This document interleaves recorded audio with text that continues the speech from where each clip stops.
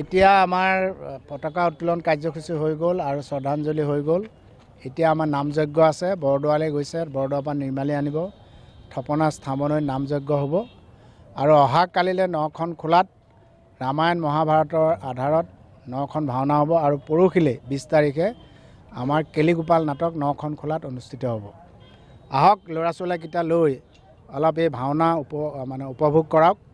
ইয়াত দুষ্টক ভাওনা মানে কি, দুষ্টক দমন সন্তক পালন। দুষ্ট কোন হয়? যিবিলাকৰ গাত অসুৰ গুণ থাকে।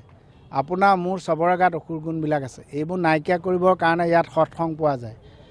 আপুনি দেহৰ অভিমান বাদ দিয়ক। দেহৰ কাৰণে খোৱা বোৱা, দেহৰ পবিত্ৰতা তেতিয়া নাইকিয়া হ'ব যদি আপোনাৰ মন পবিত্ৰ হয়। আৰু মন পবিত্ৰ হ'বৰ কাৰণে জ্ঞানত পবিত্ৰতা থাকিব লাগিব। আৰু জ্ঞানত পবিত্ৰতা যদি নাথাকে তেতিয়াহ'লে মানুহ অহংকাৰী হয় আৰু তেতিয়া আপুনি ধনী হ'ব পাৰে, আপুনি প্ৰফেচৰ হ'ব পাৰে, আপুনি ডাক্তৰ হ'ব পাৰে, আপুনি ইঞ্জিনিয়াৰ হ'ব পাৰে, আপুনি এজন প্ৰভাৱশালী শক্তিশালী মানুহ হ'ব পাৰে। কিন্তু যদি আপোনাৰ পবিত্ৰতা নাথাকে তেতিয়াহ'লে আপোনাৰ মন পবিত্ৰ নহয় আৰু তেতিয়া আপুনি উত্তম জনম নাপায়। কাৰণ উত্তম জনম পাবলৈ হ'লে আপুনি পুণ্য কাম কৰিব লাগিব। গোটেই পৃথিৱীত পাপ আৰু পুণ্য একে।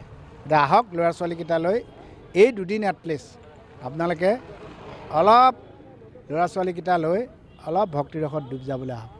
ক'ৰ পৰা আহিব ভাওনা যিহেতু প্ৰদৰ্শন কৰিব? গোটেই নগাঁৱৰ টাউনৰো আছে, হবগাঁৱৰ পৰা আহিব, চাপৰমুখৰ পৰা আহিব, পুৰণিগুদামৰ পৰা আহিব, কাছমাৰীৰ পৰা আহিব, ৰাইডিঙিয়াৰ পৰা আহিব, বিভিন্ন অঞ্চলৰ পৰা আহিব।